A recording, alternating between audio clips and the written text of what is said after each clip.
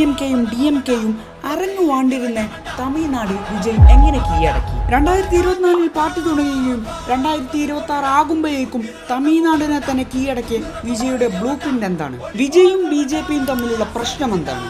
അതോടുകൂടി വിജയുടെ ഫാമിലിയിലുണ്ടായ പ്രശ്നം എങ്ങനെയാണ് അദ്ദേഹത്തിന്റെ പൊളിറ്റിക്കൽ കരിയറിനെ സ്വാധീനിച്ചത്? ഈ കാര്യങ്ങളെല്ലാം ഇന്നത്തെ വീഡിയോ നമ്മൾ ഡീറ്റെയിൽ ആയിട്ട് പറയുന്നതായിരിക്കും. 1974 അദ്ദേഹം ജനിക്കുകയും 1992 ആകുമ്പോഴേക്കും അദ്ദേഹത്തിന്റെ ആദ്യത്തെ ഫിലിം ചെയ്യുകയാണ്. തുടക്കകാലങ്ങളിൽ അദ്ദേഹത്തിന് നല്ല ഹെയ്റ്റ് കിട്ടിയിരുന്നു എങ്കിലും കുറച്ച് വർഷങ്ങൾക്കുള്ളിൽ തന്നെ അദ്ദേഹം തമിഴ്നാട്ടിലെ ജനങ്ങളുടെ മനസ്സിൽ കയറി പറ്റുകയാണ്. അങ്ങനെ വർഷങ്ങൾക്ക് ശേഷം അദ്ദേഹത്തിന്റെ ജീവിതത്തിൽ വലിയൊരു വഴിത്തിരിവ് വരികയാണ്. 17 വയസ്സുള്ള അനിത എന്ന് പറയുന്ന പെൺകുട്ടി 98% +2 മാർക്ക് വാങ്ങിയിട്ടും എഡ്യൂക്കേഷണൽ സിസ്റ്റത്തിന്റെ ഫെയിലിയർ കാരണം ഈ ഒരു പെൺകുട്ടി സൂയിസൈഡ് ചെയ്യുകയാണ്. അങ്ങനെ ഈ ഒരു ന്യൂസ് കേട്ട് തമിഴ്നാട് ഒന്നടങ്കം സങ്കടപ്പെടുകയാണ്. വിജയ് ആ ഒരു പെൺകുട്ടിയുടെ വീട് സന്ദർശിക്കുകയും ഖേദം പ്രകടിപ്പിക്കുകയും ചെയ്യുന്നു. അതിനുശേഷം അദ്ദേഹം ചെയ്യുന്ന ഓരോ കാര്യങ്ങളും ഈ ഒരു സിസ്റ്റത്തെ എങ്ങനെ മാറ്റാം എന്നുള്ള രീതിയിലായിരുന്നു ആളുകൾ കണ്ടുവന്നിരുന്നത്. അതിന് ഏറ്റവും വലിയ ഉദാഹരണമായി പറയപ്പെടുന്നത് ഇദ്ദേഹം സെലക്ട് ചെയ്യുന്ന സ്ക്രിപ്റ്റുകൾ തന്നെയാണ്. ഇദ്ദേഹം സെലക്ട് ചെയ്തിരുന്ന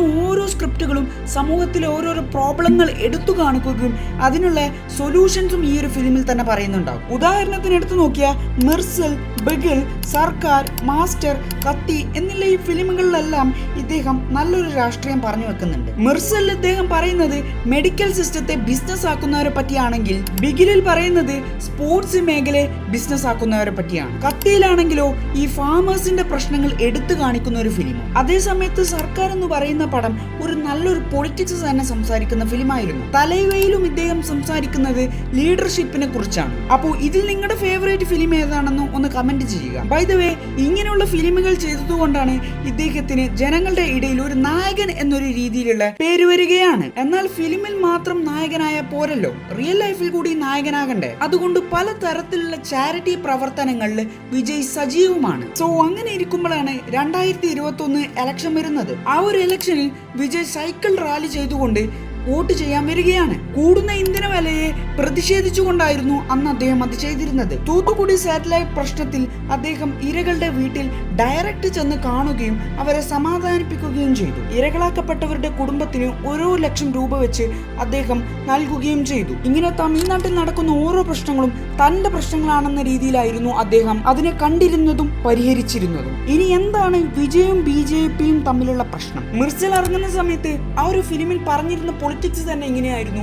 ഇവിടെ അമ്പലങ്ങളല്ല വേണ്ടേ, അതിന് പകരം ഹോസ്പിറ്റലുകളാണ്. ആ ഒരു പടത്തിൽ GST പറ്റിയും സംസാരിച്ചിരുന്നു, മെഡിക്കൽ രംഗത്ത് നടക്കുന്ന കൊള്ളകളെ പറ്റിയും സംസാരിച്ചിരുന്നു. പക്ഷേ ഇതൊക്കെ കാരണം തന്നെ BJP വിജയ്ക്ക് എതിരാവുകയാണ്. അങ്ങനെ ഫെബ്രുവരി 2020 വിജയുടെ ഷൂട്ടിംഗ് ലൊക്കേഷനിൽ വന്നുകൊണ്ട് അദ്ദേഹത്തെ ക്വസ്റ്റ്യൻ ചെയ്യുകയും അദ്ദേഹത്തിന്റെ ചെന്നൈയിലുള്ള പല പ്രോപ്പർട്ടീസുകളിലും റെയ്ഡുകൾ നടത്തുകയും ചെയ്തു. എന്തായാലും തെളിവുകളൊന്നും ഇല്ലാത്തതിന്റെ സ്ഥിതിക്ക് അദ്ദേഹത്തെ വെറുതെ വിടുകയാണ്. അന്ന് ആ ഷൂട്ടിംഗ് ലൊക്കേഷനിൽ അദ്ദേഹം എടുത്ത ആ ഒരു സെൽഫി ഉണ്ടായിരുന്നു. ഇതെല്ലാം കഴിഞ്ഞിട്ട് അതായിരുന്നു പക്ക മാസ്. എന്തായാലും ഈ റെയ്ഡും കാര്യങ്ങളൊക്കെ ചിലപ്പോൾ ഇതിന്റെ ഭാഗമാകാം, ഭാഗമല്ലാതിരിക്കാം. ഇങ്ങനെയാണ് പലരും പറയുന്നത്. സോ ഇതുകൊണ്ടൊക്കെ യങ്സ്റ്റേഴ്സിന്റെ മനസ്സിൽ വിജയ് കയറി പറ്റുകയാണ്. എന്തായാലും അങ്ങനെ അദ്ദേഹം ഒരു പാർട്ടി തുടങ്ങിയെങ്കിലും അങ്ങനെ എല്ലാം നല്ല രീതിക്ക് പോകുന്ന സമയത്താണ് അദ്ദേഹത്തിന്റെ TVK റാലിയിൽ 40ഓളം ആളുകൾ മരണപ്പെടുന്നത്. അദ്ദേഹത്തിന്റെ ഫാമിലിയിലുള്ള ചില പ്രശ്നങ്ങൾ എങ്ങനെയൊക്കെയാണെങ്കിലും ഈ പ്രശ്നങ്ങൾ അദ്ദേഹത്തിന്റെ ഇലക്ഷൻ റിസൾട്ടിനെ ബാധിച്ചിട്ടില്ലെന്ന കാര്യം ഉറപ്പായി. കാരണം 50ഓളം വർഷങ്ങളായി അരങ്ങുവാണ്ടിരുന്ന AIADMKയും DMKയും തകർത്തെറിഞ്ഞിട്ടാണ് TVK അവിടെ അധികാരത്തിലേറിയത്. അപ്പൊ ഈ ഒരു വീഡിയോ കൂടി നിങ്ങൾക്ക് എല്ലാത്തിനെ പറ്റി ഒരു ക്ലാരിറ്റി ആയി ഞാൻ പ്രതീക്ഷിക്കുന്നു. അപ്പൊ ഈ വീഡിയോ ഞാൻ ഇവിടെ വൈൻഡപ്പ് ചെയ്യുകയാണ്. അപ്പൊ നിങ്ങളുടെ ഏറ്റവും ഫേവറേറ്റ് ആയിട്ടുള്ള വിജയുടെ ഫിലിം കമന്റ് ചെയ്യുക, വീഡിയോ ലൈക്ക് ചെയ്യുക, ചാനൽ സബ്സ്ക്രൈബ് ചെയ്യുക.